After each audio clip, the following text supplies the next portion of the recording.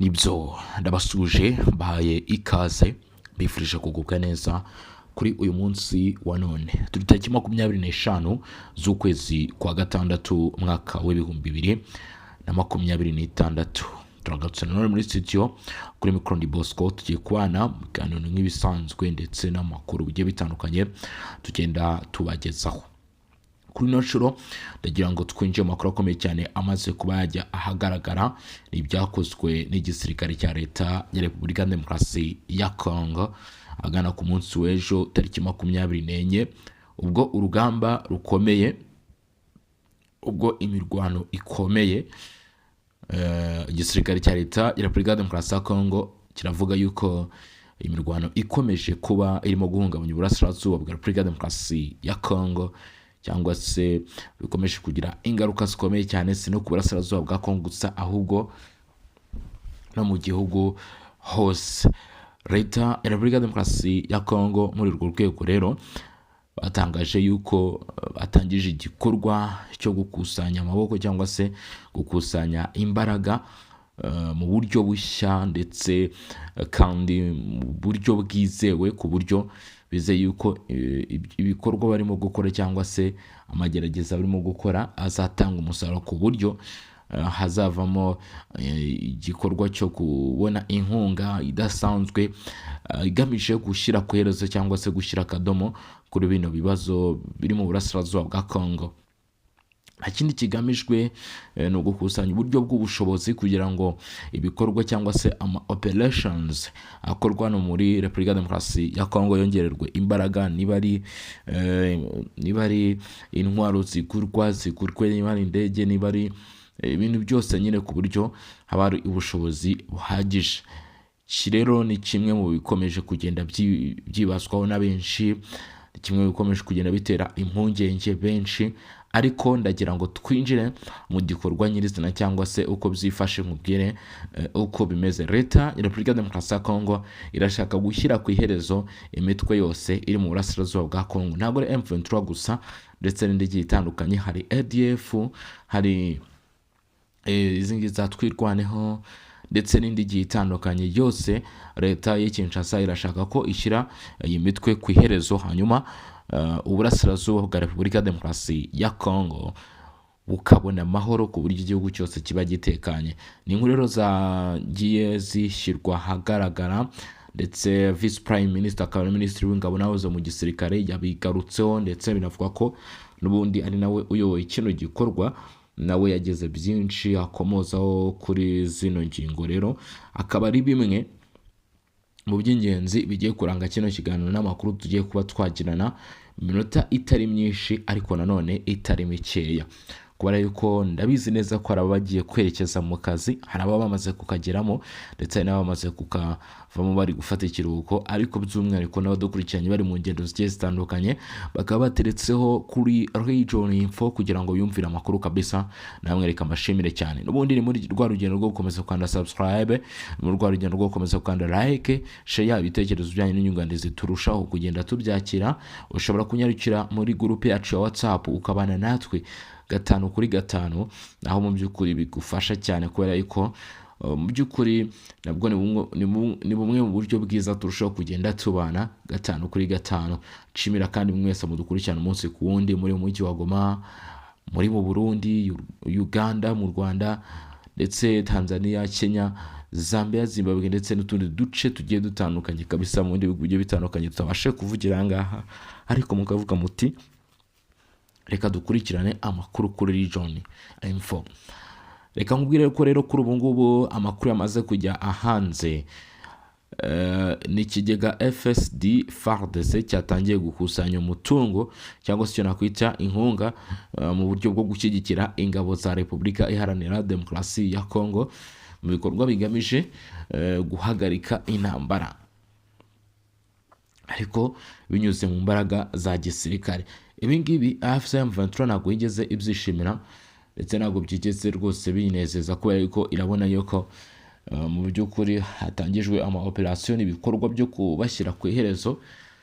Biri ngombwa rero ko mu by'ukuri biza kuba ikibazo cy'injasa ni mu rwego rwo kongera ubushobozi bw'ingabo za Repubulika ya Demokarasi ya Kongo FARDC ndetse no gushyigikira gahunda y'igihugu yo kwirwanaho. Ikigega gishinzwe gushyigikira ndetse no guteza imbere FARDC cyatangiye igikorwa cyo gukusanya umutungo uzifashishwa mu gushyigikira ingabo z'iki gihugu mu bihe by'intambara ndetse n'umutekano muke. Ni gahunda rero yashyizwe mu bikorwa hashingiwe ku mabwiriza yatanzwe na Vice Minister w'intebe ushinzwe ingabo n'abahoze ku rugerero bamwita Guy Kabombo Mudamvayita. Uyu mugabo mu by'ukuri Mudamvayita cyangwa se Mudamvayita guterwa no buryo ki uza kubisomamo. Uyu mugabo rero mu by'ukuri ni umwe mu bashyize iyi gahunda mu bikorwa mu gihe bivugwa ko ari nawe watanze amabwiriza. Ni ibikorwa byo gushyigikira ingabo za leta ya Repubulika ya Demokarasi ya Kongo FARDC, hari ukugura intwaro, hari uguhemba abasirikare bakakora akazi bameze neza, hari ukugura ibiribwa, hari ukugura imiti. Ibyo byose barashaka ko mu by'ukuri bijya bikorwa kandi mu buryo buri professional, barashaka ko bijya bikorwa kandi bishyizwemo imbaraga. Yasabye ko hakorwa ubutumwa bwihariye bwo kwegeranya umutungo uturuka mu bigo bya leta. Ibigo bya leta ni ukuvuga ngo ibigo byegamiye kuri leta, mu bigega byihariye ndetse no mu zindi nzego zifite ubushobozi bwo gutanga inkunga mu rwego rw'umutekano n'ubwirinzi bw'igihugu. Nango sectors zose zizagerwamo ndetse n'abandi bafite ubushobozi cyangwa se ibigo bitegamiye kuri leta. Mu by'ukuri haraza ko gukusanya inkunga kugira ngo hashakishwe ubushobozi buriya bavuga ngo imbaraga z'igihugu n'abaturage gifite. Muri miliyoni 100 Repubulika ya Demokarasi ya Kongo ifite mu makampani yagiye ashingwa, ibigo byagiye bishingwa, abo ministeri, hose leta ya Repubulika ya Demokarasi ya Kongo ikavuga ko ishaka ko mu by'ukuri ikusanya ubushobozi. Abaturage ba Repubulika ya Demokarasi ya Kongo nibo bazavamo igisubizo cy'ibibazo byabo ndetse nibo mu by'ukuri bafite inshingano zo gukemura ibibazo byabo. Nta wundi muntu ufite inshingano zo gukemura ibibazo by'abanyekongo. Nako bimeze n'ubundi no ku muntu ku giti cye, nawe niwe ufite inshingano zo gukemura ibibazo bye. Nta wundi muntu ufite umutwaro cyangwa se uburemerewe n'ibibazo byawe. Na leta ya Kongo rero nta wundi muntu ugomba kuzaturuka, kandi ntago abazaturuka muri Amerika y'Amajyepfo cyangwa se abazaturuka muri Afurika yo hagati ngo baze gutanga ubufasha ndetse n'ibikoresho muri Repubulika ya Demokarasi ya Kongo byo kurangiza intambara, mu gihe mu by'ukuri leta ya Kongo yitahagurutse. Bivuze iki rero? Bivuze yuko kugeza kuri izi saha cyangwa se kugeza kuri uno munota igikorwa leta ya Repubulika ya Demokarasi ya Kongo irimo gukora nicyo mu by'ukuri, ndetse hakiyo n'ibindi bikorwa byinshi tukabona yuko mu by'ukuri leta ya Kongo yagerageje. Hari abaza murabizi ko za Tanzania zigiye ziza, Angola giza, Burundi, ariko bagomba guhera ku byo nayo yakoze ndetse kandi bikaba birushijeho. Itsinda rishinzwe iki gikorwa riyobowe n'uwo bita General Brigade Muzala Ilunga Dieudonné. Uyu nguyu niwe mugabo uyoboye iki kigega cyo bisa ngo ni FSD FARDC. General Brigadier Muzala Ilunga Dieudonné niwe rero uyoboye kino gikorwa muri rusange, ariko amabwiriza yatanzwe na Guy Kabombo Mudamvayita nk'uko bigaruka cyangwa se bitangazwa mu nkuru turimo kwakira zaturutse kuri Ministeri y'Ingabo cyangwa se ku buyobozi bw'ingabo muri Repubulika ya Demokarasi ya Kongo, bashyiranze cyangwa se batangaza amakuru bavuga buryo ki ibi bikorwa bizakorwa, ndetse banatangaje bamwe mu bahagarariye kino gikorwa. General de Brigadier Muzala Ilunga Dieudonné bafatanyije n'impuguke ziturutse muri Ministeri y'Ingabo.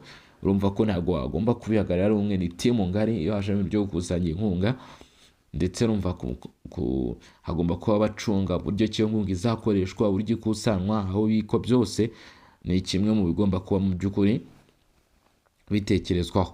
Amakuru akavuga ko rero atari we wenyine, azaba afatanyije n'impuguke ziturutse muri Ministeri y'Ingabo, Ministeri y'Imari ndetse n'ingengo y'imari ndetse n'umunyabanga bukuru bw'ingabo nk'uko bitangazwa.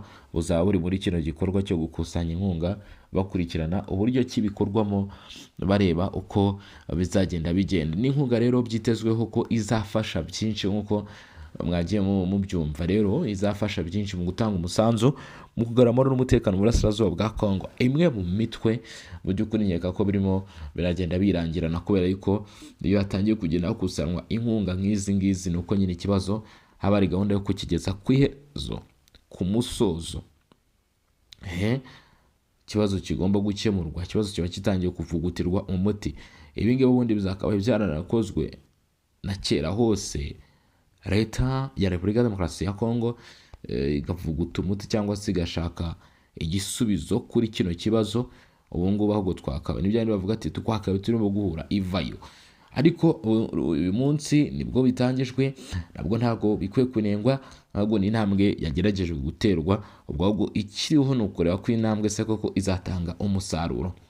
Ni itsinda rero rishinzwe ibi bikorwa nk'uko bitangazwa. Rero hari amakuru menshi yagiye ajya ahagaragara. Aba bahagarariye rero inzego zitandukanye bahuriye mu nama yihariye yo gutegura uburyo bunoze bwo gukusanya umutungo uzashyigikira umuhate w'intambara igihugu kirimo. Ni ukuvuga ngo yaba iyo General de Brigadier Muzala Ilunga Dieudonné, yaba impuguke zaturutse muri Minisiteri y'Ingabo, yaba baturutse muri Minisiteri y'Ingengo y'Imari ndetse n'umunyamabanga mukuru bw'ingabo, abo bose barahuye ndetse urumva ko bagana inzego zitandukanye. Bamaze guhura rero bagena uburyo ki ibyo byose bigomba gukorwa nk'uko bitangazwa. Ikigega cyashyizweho na Perezida Felix Tshisekedi nk'uko byagarutsweho, ni ikigega cyashyizweho n'umukuru w'igihugu Perezida Felix Tshisekedi. ngira ngo mwese murabizi ahangaha, cyangwa se nawe utabizi yuko ari we mukuru w'igihugu hano muri Repubulika ya Demokarasi ya Congo.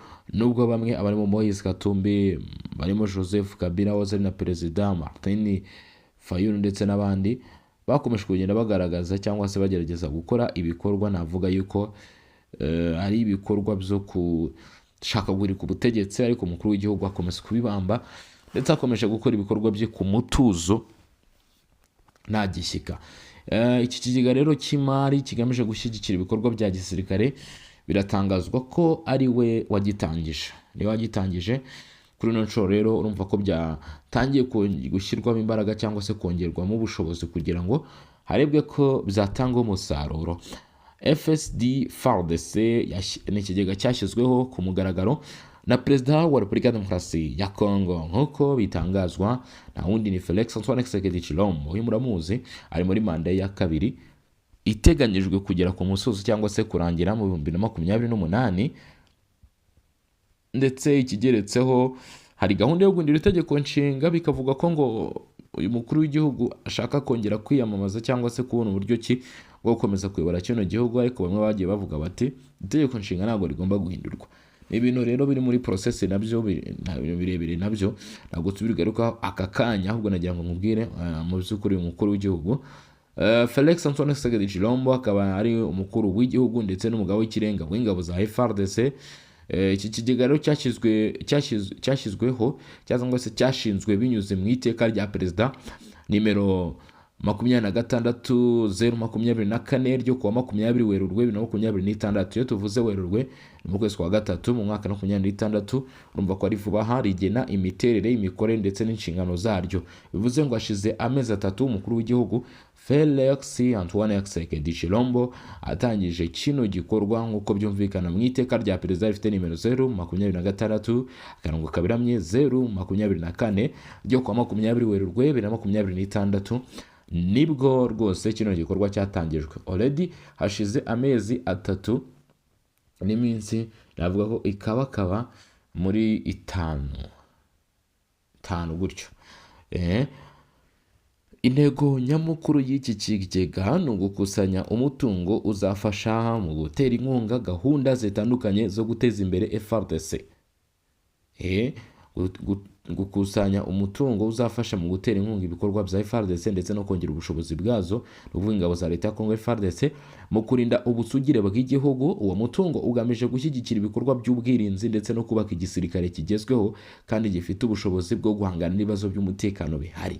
Igisirikare kiri professional, kiri very equipped, kiri very trained, ibintu byose bimeze neza. Ingamba z'ubwirinzi zigakazwa ku buryo ki nta kibazo kibaho.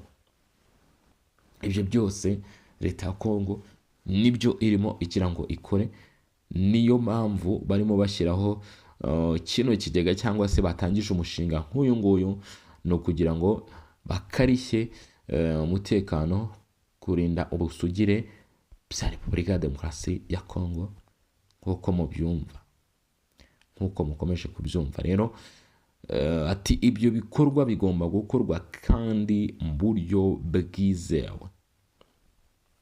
Intego nyamukuru y'iki kigega ngira ngo murayumvishe, ni ugukusanya umutungo uzafasha mu gutera inkunga gahunda zitandukanye zo guteza imbere FARDC binyuze mu kongera ubushobozi bw'izi ngabo hagamijwe kurinda ubusugire bw'igihugu. Umutungo rero uzaba ugamije gushyigikira ibikorwa by'ubwirinzi ndetse no kubaka igisirikare kigezweho kandi gifite ubushobozi bwo guhangana n'ibibazo by'umutekano bihari. Hari ubukangurambaga bwo gushishikariza buri wese gutanga umusanzu, akabigira ibye, akumva ko umutekano w'igihugu ari uwe, akumva neza yuko mu by'ukuri abifite mu nshingano kugira ngo mu by'ukuri kugira ngo igihugu nyine gitere imbere cyangwa se kibashe kuva aho kigere ahandi, nk'uko bigaruka aha ngaha. Ati buri muntu uwo ari we wese kuva ku muto kugeza ku mwana kugeza agomba kubigira inshingano ze, ariko by'umwihariko ufitiye ubushobozi ntabwo uzajya gutangamo mu kigega udabifitiye ubushobozi. Aha ngaha rero baratangaza yuko buri muntu uwo ari we wese agomba kumva ko nyine ari inshingano ze gutanga ubushobozi bwe kugira ngo igihugu kigire aho kigera, kive hamwe kijya ahandi. Ariko mu bijyanye n'ibikorwa by'umutekano, kandi umutekano ni wo wa mbere, umutekano ni isoko y'iterambere, ari umutekano byose birakorwa. General de Brigadier Muzara Ilunga Dieudonné uyoboye ubutumwa bwo gukusanya uwo mutungo cyangwa se inkunga, yavuze ko iki cyiciro kigamije cyane cyane kumenyesha abaturage n'inzego zose ko ikibazo cy'umutekano n'ubwirinzi bw'igihugu ari inshingano za buri wese, ari inshingano za buri wese, za buri munyagihugu wese. Bivuga ngo buri munyagihugu ni inshingano ze kugira ngo igihugu cye kigire umutekano, igihugu cye kibe kimeze neza, gifite ituze.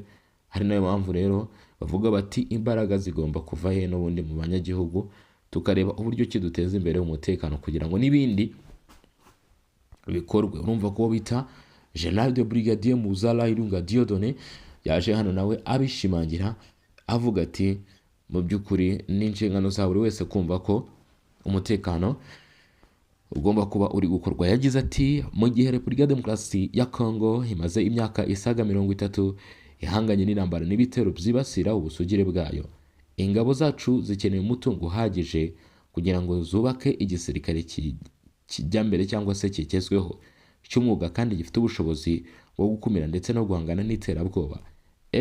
FARDC ni igikoresho kizafasha mu guteza imbere urugamba ndetse n'uruganda rwa gisirikare rugezweho no kongera FARDC ubushobozi bwo gukora neza inshingano zayo. Ayo ni amagambo y'uyu mujenerali yavuze rwose, avuga ati FARDC cyangwa se kino kigega kitezweho byinshi kandi kizafasha byinshi nibiramuka mu by'ukuri buri mwari wese utuye muri Repubulika ya Demokarasi ya Kongo abigize bye, akumva ko gutanga inkunga, akumva ko gutanga umusanzu ari ibya buri umwe. Gukusanya inkunga mu nzego zose cyangwa se mu by'ukuri izo nkunga barimo kuvuga ibyo bizashyirwa muri icyo kigega bizakurwa he? Tumaze kureba umumaro ndetse n'uburyo ki leta ibyifuzamo, bizagira iki, bizakorwa bite? Aturetse ibiganiro biri gukorwa n'inzego za leta ku rwego rw'igihugu ndetse n'inzego z'ibanze zegerejwe abaturage hagamijwe gukusanya amafaranga aturuka ku bikorwa byihariye, FARDC ngo irateganya no kwagura ibikorwa byayo mu bufatanye hagati ya leta n'abikorera, gukorana n'abaterankunga mpuzamahanga ndetse no kwakira inkunga zituruka ku bantu ku giti cyabo ndetse no ku bigo bifite ubuzima gatozi. Abayobozi b'iki kigega bavuga ko gukusanya umutungo uturutse mu nzego zitandukanye bizafasha igihugu kubona ubushobozi bukenewe, kubaka igisirikare gikomeye, kongera ubushobozi bwacyo bwo kurinda abaturage ndetse no kurengera ubusugire bwa Repubulika ya Demokarasi ya Kongo. Ubwo rero mu by'ukuri buri muturage akwiye kumva ko ari inshingano ze. Ati iki gikorwa kiri ku murongo wa gahunda ya leta ya Repubulika ya Demokarasi ya Kongo yo gushimangira umutekano w'igihugu ndetse no guhangana n'ibibazo by'umutekano bimaze imyaka myinshi byugarije igihugu cyane cyane mu burasirazuba bwacyo. bityo ubuyobozi bwa FSD FARDC burahamagarira abaturage, ibigo bya leta n'ibyigenga ndetse n'abafatanyabikorwa bose gutanga umusanzu wabo mu rwego rwo gushyigikira ingabo z'igihugu ndetse no kubungabunga amahoro n'umutekano. Ati rwose nuko bigomba gukorwamo. Ubwo ngira ngo murabyumvishe, mwumvishe uko bimeze cyangwa se uko bihagaze. Hanyuma rero ayo niyo makuru agezweho cyangwa se ni bimwe mu bigezweho kugeza kuri uyu munota, kugeza kuri izi saha. Nshimire mwese mwari mudukurikiranye, nshimire mwese twabanye kuva ku munota wa mbere kugeza kuri uyu munota tukurikirana cyangwa se tureba akantu ku kandi bijyanye n'ibikorwa byatangijwe byo gushyigikira igisirikare cya leta ya Repubulika Demokarasi ya Kongo kugira ngo kibashe kubona umutekano. Rero reka njye bensubikiye aha ngaha, turasura amasaha imbere tuna n'ibindi biba bigezweho.